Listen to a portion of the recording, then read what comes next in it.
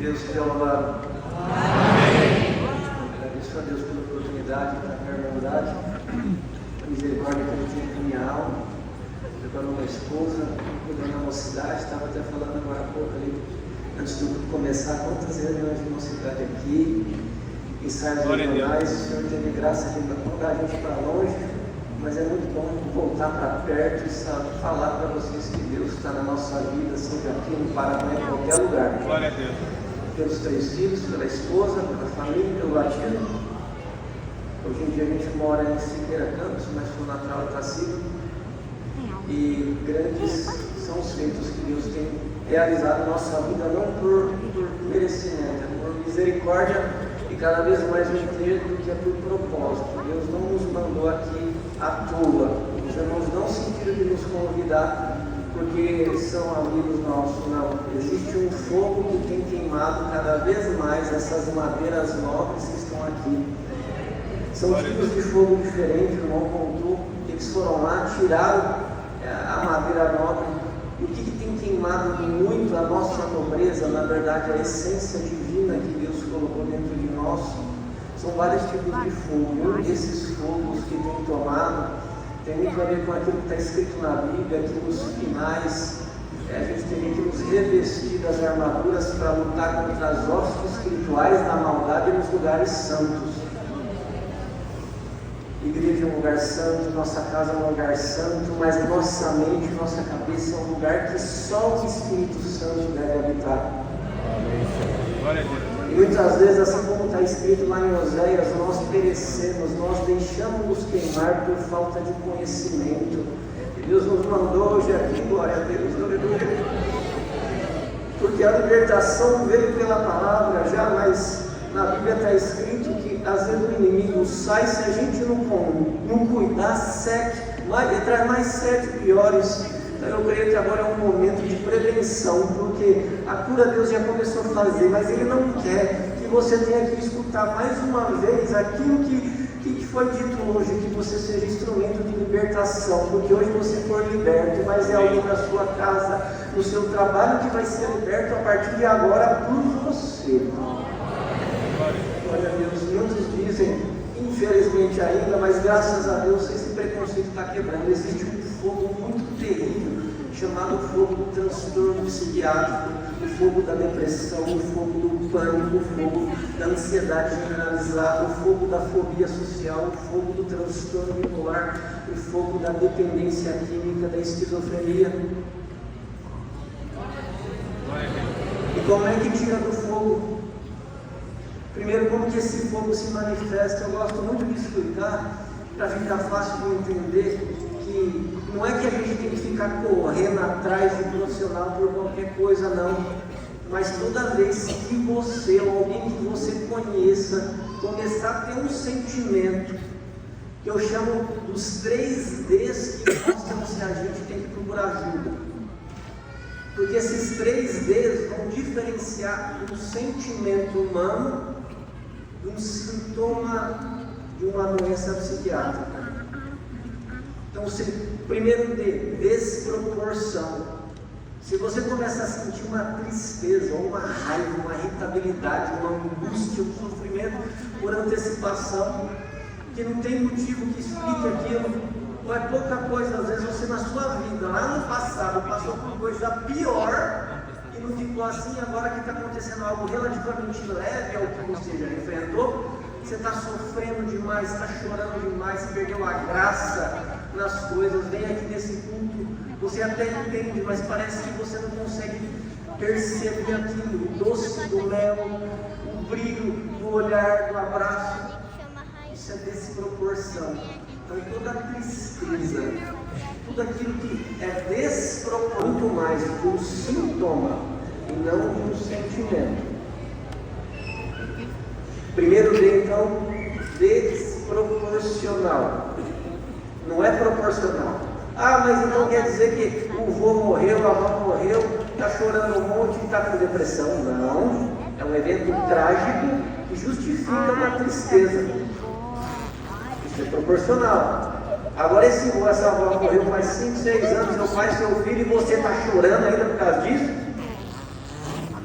Isso não é sinal que você ama quem se foi, isso é sinal que a tua mente já está adoecendo. É uma tristeza, é um luto desproporcional. Segundo D, é duradouro. Então toda vez que você tem uma tristeza, uma perda de prazer na vida, uma irritabilidade, uma preocupação, no caso da depressão, que dura mais que 2 semanas, a gente já começa a considerar isso como uma tristeza que não é normal, não.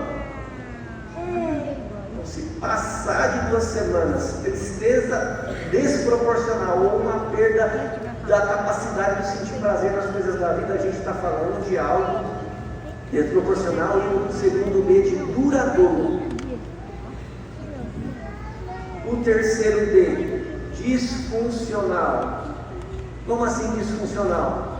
Essa tristeza, essa irritabilidade, essa impaciência, esse medo, essa angústia, além de ser desproporcional, além de ela durar um tempão, ela está atrapalhando você nas suas funções do dia a dia. Você já não corrige mais sua filha, seu filho, com a disciplina e nem com a admoestação, que é o que está escrito na palavra. Que a gente tem que admoestar, corrigir com equilíbrio, com amor. Quem está com muita ansiedade, o homem, a mulher que está com muita ansiedade no nível desproporcional, disfuncional, vai bater mais, vai xingar mais, vai acusar mais, vai usar a boca, igual o irmão falou, para jogar praga em vez de para abençoar. E o inimigo usa muitas vezes dessa vulnerabilidade na nossa saúde mental para usar a sua boca para jogar aquilo que não deveria ser jogado. Porque está disfuncional. Não rende mais no trabalho, não rende mais na escola. Está achando que o marido e a esposa não te ama mais porque na vida íntima não está funcionando? Disfuncional. Tem muitos casais que abrem porta para o inferno porque não vai na porta do profissional, do psicólogo, do psiquiatra, para tratar a depressão, a ansiedade, que pode bloquear a função íntima com quem você ama. Aí acha que acabou o amor, mas na verdade acabou a saúde, cabeça de cima que não funciona certo, faz funcionar tudo errado na parte de baixo. O inimigo não tem poder, mas ele é oportunista. E por que a gente vai empoderar aquilo que tem que perder cada vez mais poder na nossa vida? E o povo perece por falta de conhecimento, mas hoje Deus nos mandou aqui para parar com esse negócio de perecer por falta de conhecimento. Então toda vez, independente, talvez você, mas eu não tenho isso, mas alguém que está perto de você tem isso. E muitas vezes, por você não ter, hoje eu creio que Deus vai perdoar, porque não sabiam, mas muitas vezes por você não saber antes que o que a tua filha tem, que o teu filho tem, tua esposa, teu marido, tua mãe, teu pai, é algo desproporcional, duradouro e disfuncional, você julgou ela. Fica aí sem teu filho de remédio, fica aí fazendo isso, aquilo, em vez de acolher, quase que expulsou. Isso não vai acontecer mais. Ah, mas eu não sou profissional da saúde. Deus tem levantado cada vez mais entre nós, irmãs e irmãos, de todas as áreas da saúde, da área da enfermagem, da área da psicologia, da área da medicina e tantas outras aí, colocando conhecimento. Sabe aquela irmã, aquele irmão que você falou que ia entrar na faculdade e ia parar de servir a Deus? Foi Deus que pôs ele lá, para ela aprender e cuidar de você hoje. Então, em vez de ficar falando isso, vai lá, filha, vai lá, filho, continua firme, mas estuda, porque você vai ajudar aqui na terra, Deus, tirar muita madeira que está sendo queimada no fogo da ansiedade, no fogo da depressão, no fogo do transtorno bipolar. Deus vai te usar. Deus quer nos lapidar, mas cabe a gente sair do fogo, tirar do fogo em vez de jogar no fogo. O que vocês estão aprendendo hoje é misericórdia de Deus.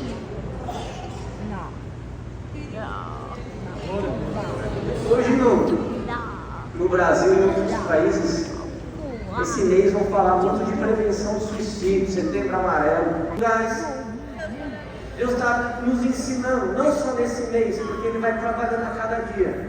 Então fala-se muito de prevenção de suicídio. E vocês sabem alguma coisa? Alguém que tem depressão, ansiedade, transtorno bipolar, esquizofrenia, dependência química, tem muito mais risco, mas muito mais risco mesmo, de achar que não vale a pena viver. Porque não é que a pessoa quer morrer, é que ela queria matar aquela dor emocional e não consegue, porque não sabia que os 3 Ds é sinal de doença e ninguém levou ela para ser tratada. Vai passando na mente dela que só a morte é o caminho. Isso é uma mentira. A mente sua, se não estiver saudável, a sua mente mente para você. E o pai da mentira, vocês sabem que é aproveita a oportunidade. Na primeira convenção da igreja, com o Luiz Francisco, tem uma frase lá que é assim, que a gente não tem como a gente evitar que as aves sobrevoem nossa cabeça, mas sim que elas façam ninhos. Então cabe a nós aqui, irmãos, tanto na nossa cabeça, primeiro na nossa cabeça, para depois na cabeça dos outros, cuidar da nossa saúde mental. Então a irmã que trata certo, o irmão que trata certo, isso não é falta de fé, isso não é falta de Deus, não é que você está pagando para o que você fez. Se você está tratando certo, não estou falando que está resolvendo remédio, não, se entupindo de coisas, isso é errado. Você que é acompanhado por um psicólogo, por um bom médico que trata certo, não falta fé em você, sobra prudência. Glória a Deus. Você, irmã, você, irmão, que talvez até recebeu um conselho para jogar isso fora, que é besteira isso. Faz igual Jesus falou lá para Pedro, quando usou aquela besteira: para trás de mim, Satanás. Que Deus pode vir te libertar, mas muitas vezes você não entende que Ele deixou a medicina, a psicologia e tantas outras áreas da ciência. Muitas vezes Ele usa um ateu para descobrir uma medicação para aliviar a sua dor. Não é por causa do ateu, é porque Ele ama a sua alma. E você está falando isso? É mais ou menos como o Cristo que foi levado lá no pináculo, né? Quando ele estava sendo tentado no deserto. O inimigo falou: se joga lá. Os anjos vão te pegar, mas para que eu vou fazer isso? Eu vou tentar Deus? A Irmandade aprende o seguinte: se chegou esse conhecimento na cabeça de vocês hoje, a partir de agora, você achar que você é superior, que você é crente, é como se você estivesse escutando o inimigo e pulando de cabeça do pináculo que é a sua vida. Vamos ter prudência, vamos nos tratar. O transtorno psiquiátrico, para finalizar essa parte, ele depende de questões genéticas, predisposição genética. Você pode olhar, se na tua família tiver pessoas com depressão, ansiedade, não tem, os antigos chamaram de nervo, não tem. Às vezes no consultório pergunta: tem alguém lá? Não, nunca tem. E nervo? Tem alguém com problema de nervite, de nervo? A maioria tem. E às vezes, se você for pesquisar, as pessoas não sabiam usar a palavra científica correta para isso. É nervo. Quer dizer o quê? Quer dizer que se você é filho, neto, primo, parente dessa pessoa, existe uma grande chance de ter vindo na sua genética uma vulnerabilidade para você desenvolver isso ao longo da vida. Aí hoje em dia a ciência fala que não basta ser genética, tem que ter epigenética. Epigenética é o jeito que você vive, os traumas que aconteceram na sua vida, como você lidou com esses traumas. Porque não adianta preocupar seu pai e sua mãe: estou doente porque eu herdei a genética da depressão. A forma como você vive, como você lida com os traumas, sejam físicos ou emocionais, é isso que vai determinar se aquela genética que está adormecida ali, se ela vai ser chacoalhada e abrir e virar uma doença, ou se ela vai continuar quieta. E hoje, infelizmente, o que mais acontece não é nem a genética, é a péssima vida que nós temos levado. Sedentarismo, práticas erradas. Esses tempos atrás fui dar uma aula sobre saúde de acordo com a palavra. O pessoal ficou espantado, eu fiquei espantado, porque nesse livro aqui chamado Bíblia, que muitas vezes fica mofando na sua casa, aqui tem várias orientações que a gente tem que evitar: glutonaria, que Jesus a galera lá fazer a caminhada, isso daí ajuda a diminuir o risco de aparecer doença, inclusive depressão, ansiedade, todas essas coisas. Você acha que Jesus e a galera lá pegava Uber para ir para Jerusalém, Belém, essas coisas? E tem gente que ainda condena, irmão, faz a caminhadinha. Óbvio que a gente vai fazer isso com a motivação certa no coração, que é cuidar desse tempo para honrar, para contemplar Deus, e não para contemplar o próprio corpo. E não para seduzir, sim para se manter bem. E tantas outras coisas. Só que assim, uma das coisas que mais fazem o transtorno psiquiátrico acontecer é família desestruturada. A gente fala da depressão, da ansiedade, mas esse é o fogo que já pegou fogo faz tempo. O que previne queimadas dentro da nossa cabeça é marido que aprende a tratar a mulher com honra, com respeito, com mansidão. É mulher que aprende a tratar o marido com zelo, com honra, com submissão, mas não é aquela submissão de ser pisada, não. Se a gente pensar na palavra submissão, é submissão. Nós, como os varões aqui na terra, nós temos que ter uma missão, que é anunciar o Evangelho, trazer o reino através daquilo que a gente vive. E muitas vezes os irmãos não são firmes na missão, porque é que as irmãs seriam subjugadas. E existe esse negócio de ser subjugado. Agora eu gostaria até de chamar minha esposa, porque assim, vocês vão entender que a questão do relacionamento marido e mulher, é só vocês lembrar, na época de vocês, como que era o pai e a mãe de vocês. E comparar com hoje, com o que vocês são do seu marido. Eu não sei se vocês perceberam, vamos ver amanhã na reunião de mocidade, tomara que fuja disso que eu vou falar aqui. Ela vai de manhã. O que os jovens mais, assim, o pessoal casa, mas ninguém quer casar mais.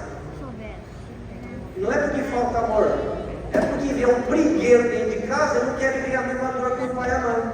Às vezes o pai e a mãe falam, não tem tempo todo, casa não, casei só para sofrer, sendo que nas escrituras está escrito que um amigo afia outro amigo, que a gente tem que se tornar uma só carne para fortalecer e tal.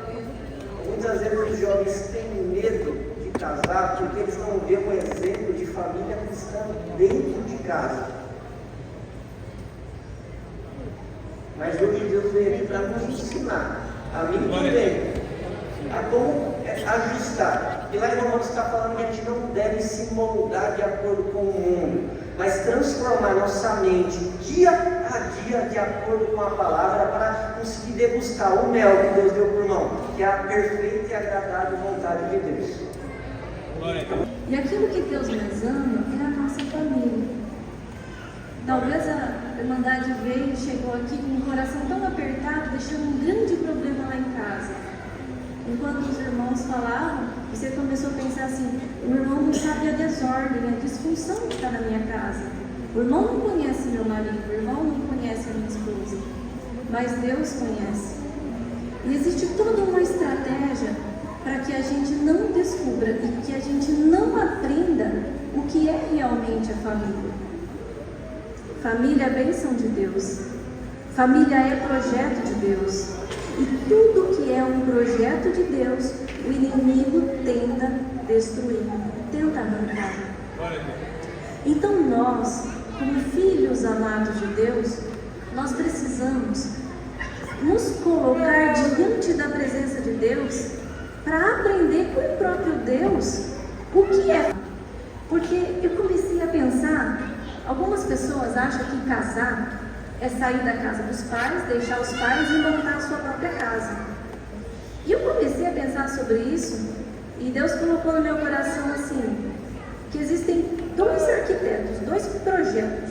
Um projeto do inimigo e um projeto de Deus. No projeto do inimigo, ele quer fazer com que a gente entre em desordem. A casa fica desorganizada. As pessoas que estão dentro da casa, elas começam a se sentir perdidos. As mulheres, elas vão saindo da sua função de mulher. Os homens vão abandonando o seu lar em busca de coisas que o próprio inimigo vai colocando na nossa cabeça. E daí vai surgindo todos esses problemas. todas essas desordens. As famílias vão se separando, parece que quando chega em casa a paz acabou, parece que aquilo vai ficando um jeito ruim, e nós vamos desaprendendo a viver. Muitas vezes cedendo à pressão do mundo, porque o mundo quer impor um padrão de família que não condiz com o projeto que o arquiteto Deus fez para nós. Porque Deus, Ele sonhou para você e para homem e mulher, formar uma família, não só dentro de uma casa colocar pessoas. Ele projetou um lar de paz, um lar de aconchego, um lar de união, um lar de intimidade e busca constante de Deus. E o inimigo sabe quanto isso é precioso para Deus, e ele vem batendo e vem atacando. Família, irmandade, para deixar muito claro para vocês, família se constitui por 3 pessoas: o homem, a mulher e Deus. Aí já está pronta a família. Nós mulheres principalmente, temos o grande desejo de ser mãe. E aí a gente fica toda querendo ser mãe e tal. E filhos são sim bênçãos de Deus. Mas a família, ela tem que ser alicerçada e fortificada com essas 3 bases. Pai, numa posição de homem, de pai, de cabeça da casa, de protetor. E a mulher, na posição dela, de auxiliadora, aquela que cuida dos vínculos e dos relacionamentos. E Deus, em primeiro lugar, tanto para o homem quanto para a mulher. E aí vem esse projeto da gente não colocar Deus em primeiro lugar. Quando nós estávamos nos preparando para vir para cá, Deus me deu um sonho.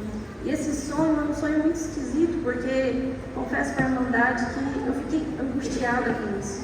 Eu sonhei com uma Bíblia toda mofada. Alguém vinha e me entregava uma Bíblia, e eu abria a Bíblia e aquela Bíblia estava cheia de teias. É como se fossem armadilhas formadas por teias. Nós estamos o tempo todo buscando solução. Nós buscamos solução, nós buscamos algo que dê uma luz para a gente, mas nós estamos o tempo todo correndo da solução. Porque a solução está em Deus. Em abrir a Bíblia, que é o projeto do arquiteto, e descobrir, Senhor, qual é o padrão que o Senhor tem de família para mim. É você olhar, acordar de manhã e você colocar o Senhor em primeiro lugar. Não tentar fazer com as próprias mãos. Nós mulheres, nos colocar na posição de auxiliador e muitas vezes entregar os nossos esposos nas mãos de Deus. E os esposos a mesma coisa. Cuidar da mulher na sua posição como um vaso mais frágil, que deve sim ser honrado. Mas enquanto nós não fazemos isso, não colocamos Deus em primeiro lugar, e não cumprimos a hierarquia do relacionamento, que é Deus, depois você e depois o seu cônjuge, o inimigo fica só assistindo de braços cruzados, deixando famílias órfãs. Porque as mães, elas estão em disfunção, ou elas são mães demais e esquecem de ser esposas, ou elas são esposas demais e esquecem de doutrinar os seus filhos, ficam terceirizando a educação dos filhos. Os pais, a mesma coisa, acham que só buscar fora e esquece, traz o dinheiro, traz o pão de cada dia e esquece de nutrir emocionalmente a sua casa, de proteger sua esposa, de proteger sua família. E dentro dessa disfunção nós vamos nos enrolando, e aí os nossos filhos vão se perdendo, nós vamos nos perdendo e entrando na estratégia do planejamento. Existe uma escolha. Você vai escolher morar na casa que Deus sonhou para você, no lar que Deus planejou para você, que é um lar de paz, um lar de bênção, um lar de crescimento, onde os nossos filhos são produtos que Deus nos confiou para nós entregarmos para a sociedade. Então é sim responsabilidade dos pais. Não é de terceiro, não é de televisão, não é de escola, não é da igreja. A responsabilidade pelos filhos que são bênçãos do Senhor, que eu tenho certeza que vocês amam, é sim dos pais. Ou vocês vão ficar aí distraídos com o projeto do inimigo, achando que vocês precisam ter uma casa melhor, e não estou dizendo que isso é errado, achando que vocês têm que ficar correndo atrás de certas coisas que não condiz com aquilo que Deus quer, ou se enquadrando dentro de padrão que o mundo impõe para vocês. É verdade, sim, hoje nas escolas eles querem empurrar algo que é contrário àquilo que nós acreditamos, que é contrário àquilo que está dentro do projeto de Deus. Mas cabe a nós ter sabedoria e de dentro de casa a gente fazer com que a nossa casa se transforme num lar de paz e de amor. Aí, alguns carregam um tipo de vazio dentro de si. Uma expectativa falha é você achar que o teu esposo vai fazer você feliz. Que a sua esposa tem que te completar, tem que fazer isso. Porque tem coisas que não cabem ao marido, não cabem à esposa, tem vazios. Tem até pacientes que às vezes eu atendo, eu deixo bem, muito bem. A pessoa fala para mim assim: doutor, eu não estou triste mais com aquela tristeza que eu tive de depressão. Eu não estou sofrendo por antecipação mais. O tratamento deu certo com o senhor e com a psicóloga. Mas é estranho que eu também não estou feliz. Hoje eu percebo que a doença foi embora, mas tem um vazio dentro de mim. Muitas vezes eu falo assim: eu posso? Você me dá licença? Você acredita? Geralmente antes eu pergunto, né? E quem não acredita, óbvio que eu respeito. Então, lá no começo da consulta, você falou que você acreditava em Deus. Você sabia que tem um vazio tão grande do ser humano, dentro do ser humano, que ele só é preenchido porque ele é do tamanho de Deus? Então, aquela mágoa que você tem, aquela forma que muitas vezes você viu sua mãe tratar teu pai, ou teu pai tratar tua mãe, se incrustou dentro da sua cabeça, você tem que pisar na sua esposa. Ou a mesma coisa, às vezes foi seu pai que fez aquilo com a sua mãe, você pegou as dores de uma traição, de um abuso, de uma injustiça, e às vezes você está projetando o seu marido, ou os filhos. Nem vive bem um com o outro, e está querendo dar palpite na vida do filho que acabou de casar, da filha, sempre na palavra está escrito: deixará pai e mãe, ir-se-á e tornará para a sua carne. Deixa os filhos fazer o princípio do deixar, e se você não deixou ainda, deixa o seu pai e sua mãe, porque isso não é deles. E às vezes vai lá para a coitada da esposa, para o coitado do marido, e quer que preencha. Por isso que a esposa falou, a gente deve procurar nesses vazios, perguntar: Senhor, o que eu estou procurando? Por que eu fico tão brava, tão irritada com o meu marido? Por que eu fico tão desgostoso, tão desanimado, tão bravo com a minha esposa, com a minha filha? Tem alguma coisa do meu passado? Senhor, vai lá. A palavra está falando que o Senhor consegue entrar entre a alma e o espírito numa divisão ali. Me mostra que eu quero parar de culpar meu marido pela ferida na alma, pelo aquilo que tem de vazio que não cabe a ele. Porque eu quero me tornar feliz em Deus, cheia da fonte inesgotável, para transbordar essa alegria nele. Se não fica um relacionamento estilo carrapato, você está sugando a sua esposa, você está sugando o seu marido, e ninguém ora nessa casa, só quando vem na igreja, ninguém abre a Bíblia que está mofada de acordo com a revelação, ninguém junta os filhos para orar. Quando vai falar de Deus dentro de casa, vai apontar o erro da irmã, do irmão, seja no ministério ou não, em vez de você procurar se encher na palavra para transbordar no seu marido, se encher da palavra, ler, meditar, além de continuar congregando para transbordar na sua esposa, começa a ter contenda. Ela não me faz feliz. Ô Senhor, sabe essa oração, irmã, que você já fez várias vezes? Deus manda te dizer que você está pedindo para Deus recolher seu marido. A tua salvação depende dele. Se vocês pegarem 1 Pedro 3,7, está falando que nós homens, nós maridos, temos que tratar nossa esposa com honra, porque nós somos co-herdeiros, herdeiros juntos. E se a gente não tratar ela com ela, pode pegar a Bíblia para ler depois, a sua oração não sobe para o céu. Amor, fala das funções da esposa. Nós temos funções claras e específicas na Bíblia.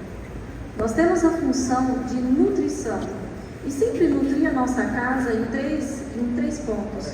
Não é só a nutrição da geladeira, quando você abre a geladeira e prepara aquela comida gostosa. É uma nutrição emocional. É uma nutrição espiritual. É nosso dever orar pelos nossos filhos e pelos nossos esposos. Nós temos a função de ordem, de organização na casa. Nós precisamos preparar uma estratégia para que a nossa casa seja assim esse lar que Deus planejou, que Deus sonhou. E quando nós colocamos a nossa casa em ordem, e isso eu não estou dizendo só em ambiente, eu estou dizendo em ordem das emoções, é cuidado com as palavras que são faladas dentro da sua casa, é olhar o que o seu filho está assistindo na internet, é olhar o que o seu filho está vendo lá no celular dele. Essa função de colocar em ordem, tanto nos sentimentos quanto a parte espiritual, é nossa. E nós também fomos feitas submissas aos nossos esposos. O mundo hoje vem implantar na nossa cabeça que submissão é algo ruim, que submissão é algo que está abaixo. Hoje eu vejo muito claramente, vocês só estão vendo nós aqui falar, porque Deus revelou para nós que a submissão é você estar como auxiliadora, porque foi para isso que Deus te fez, juntamente com o seu esposo dentro da mesma missão. Então é um trabalho em conjunto, não separado. Se a família quer crescer, se a família quer evoluir, a família precisa estar em união. E é a nossa função estabelecer esses vínculos. Não é usar filho para ficar com joguinhos. Ele gosta mais de mim, ele gosta mais de aqui. Ou usar filhos para poder manter o marido dentro de casa. É criar um local agradável para que os vínculos sejam fortalecidos, para que os vínculos sejam fortificados na casa de vocês, para que a sua casa chame, não empurre. O projeto do inimigo é isso, que vocês empurrem para fora. Então a mulher sábia, ela consegue se colocar na posição dela e trazer para perto, e trazer para Deus. Uma das coisas que mais me agrada no meu esposo, eu vou contar bem a verdade para vocês.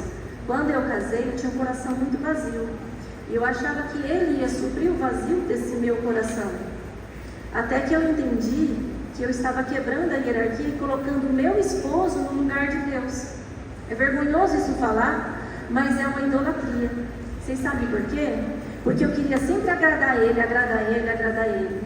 E eu esquecia que eu tinha que primeiramente buscar Deus. Para que assim eu me tornasse uma pessoa melhor, para aí assim a gente conseguisse entrar numa frequência e num equilíbrio, numa união. Então nós, como esposas, nós temos que buscar sabedoria para poder alinhar a nossa casa. Quando ela tinha essa expectativa, eu fazia algo muito errado.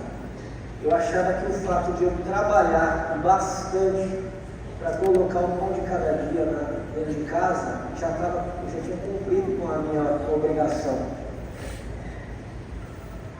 Sendo que eu acabava sendo pródigo nos poucos momentos que me sobravam. Não sei se vocês sabiam, mas a palavra pródigo se chama gastador. Que é quando um pouco de tempo que te sobra, você gasta com os de fora em vez de dar atenção, carinho, reconhecimento, amor para quem está dentro da sua casa, da sua esposa, dos seus filhos. Sobra sorriso dos colegas de trabalho, sobra educação lá fora, mas dentro de casa muitas vezes eu fui bruto, pesado nas palavras. E aí eu queria achar que era Deus que estava faltando na minha vida, estava faltando Deus dentro de mim. E a expectativa que era me fazer feliz. Ela falou que biblicamente os principais papéis da mulher é vínculos, organização e nutrição. Biblicamente, provisão é um papel do homem, mas não é só colocar o dinheiro dentro de casa, é prover de amor, de respeito, de consideração. Sabe quando você fala que seu filho só gosta de outras coisas e tal, nem fala de Deus? Prover da palavra, é contar testemunho, obra, é ler a Bíblia junto, isso é provisão, é estar junto. Provisão, proteção. Tem pai que às vezes fica empurrando o filho para o mundo. Óbvio que a gente não vai super proteger, como o João explicou, no quesito de ficar dando muito presente. Mas geralmente quando um homem está dando muito presente é porque falta presença. Aí o sentimento de culpa dentro de você faz com que você gratifique seu filho com presentes, mas isso não alimenta a carência que ele tem de você. proteção, cuidar quem está chegando, quem está amedrontando, quem está expondo. Outra função do homem dentro de casa, direção, limites. Não é o tudo pode. Não é assim, é o importante que o meu filho e minha filha está se sentindo bem. Irmãos, a gente tem que aprender e ensinar que o importante não é se sentir bem, o importante é fazer o bem. Só que criança, adolescente aprende por observação, só falar não funciona, tem que praticar. E se você não pratica, o modelo de autoridade que ele vai pegar está no celular, está lá fora, está na escola. Não adianta reclamar, mas agora não vai reclamar, está aprendendo a tirar o fogo. Voltando da direção aí para finalizar a nossa parte. Direção é o homem que dá, é onde a gente vai chegar. Inclusive, tem muitas famílias que acabam entrando em desordem porque o homem, por ser pródigo, por estar ausente, por ser passivo ou por ser violento, ele não assume a postura de cabeça, de direção da família. A coitada da esposa tem que assumir isso, além das funções dela. Isso desgasta e adoece. Por que vocês acham que mulher tem mais doença? É porque nós, homens, não fazemos nossa parte e sobrecarregamos ela. Direção. A direção é mais ou menos assim. Aqui não existe pastor, mas o dom de pastorear tem que estar dentro de nós, dentro de casa. Lá em Efésios 5 fala assim, que a gente tem que tratar nossa esposa assim como Cristo trata a igreja. E Jesus é o pastor, ele dá a vida pela igreja. Eu sou meio do interior, né? Bem lá, glória a Deus que eu tenho mandado num lugar pequeno, porque hoje eu entendo que o fato de eu continuar pequeno faz aquele que é grande estar dentro de mim. Mas assim, usando o exemplo, muitas vezes, quando vai tocar um gado, o pessoal geralmente toca por trás. Grita, às vezes fumeante, tem alguns que está sem paciência, que usam um chicote. Só que a gente tem que direcionar nossa família não como alguém que toca um gado. A gente tem que seguir o modelo de Jesus, que é o pastor. Não sei se vocês sabiam, se vocês até procuram lá, o pastor vai na frente da ovelha. Irmão, você deve ser o exemplo de mansidão, o exemplo de busca pelo céu dentro de casa, de oração, de respeito à tua esposa. Porque essa forma de você guiar, isso é dar direção para a família. Não é mandar como alguém que chicoteia por trás. Aqui tem pessoas com coração de ovelha. E nós devemos ter o coração de ovelha. Mas o homem dentro de casa deve guiar a família como um grupo de pastor, que acolhe, que cuida. E em vez de dar paulada, passa o óleo do Espírito Santo na cabeça, o óleo do amor, o óleo do acolhimento, o óleo do elogio, para que mosca nenhuma do inferno venha sentar na cabeça da tua esposa, do teu marido, e gerar uma podridão espiritual. E mesmo que tenha feito, hoje Deus mandou pela palavra, está lindo, mas ajuda a preencher esse vazio com o óleo da misericórdia, para que não fique um buraco ali para o inimigo voltar. É a técnica que Deus dá. Sou grato a Deus por tudo. Deus seja louvado. Para finalizar, eu senti aqui no meu coração que algumas irmãs ainda estão pensando, mas eles não sabem da realidade que está na minha casa. Eles não sabem o que eu tenho passado. Irmãos, existe essa chave que nós vamos passar para vocês, está disponível para todos nós, que é vocês buscarem em Deus primeiro o fortalecimento, para depois transbordar no seu esforço, para depois impulsioná-lo e levá-lo cada vez mais para perto de Deus. Hoje o que mais me alegra no meu esposo é quando eu o vejo servindo a Deus. Às vezes eu quero que ele fique em casa, que ele vá brincar comigo e com as crianças, e aí ele está no quarto, ele entra no quarto. Quando eu vejo que ele está buscando a Deus e lendo a Bíblia, eu me sinto alegre e feliz, porque eu sei que ele está nutrindo a nossa família e buscando para trazer para nós. Então, irmãos, olha, do fundo do meu coração, comecem a buscar mais a Deus. Quando eu comecei, eu disse que nós estamos buscando uma solução, mas nós fugimos da solução. Nós procuramos clareza, mas nós vamos para o lado das trevas. Então, irmãos, busque clareza no Senhor. A solução está no Senhor. Encha-se de Deus, irmãos, para vocês. E vocês, homens, a mesma coisa. Busque primeiro o conselho de Deus, que daí vai dar tudo certo. Só até aqui, que Deus seja louvado.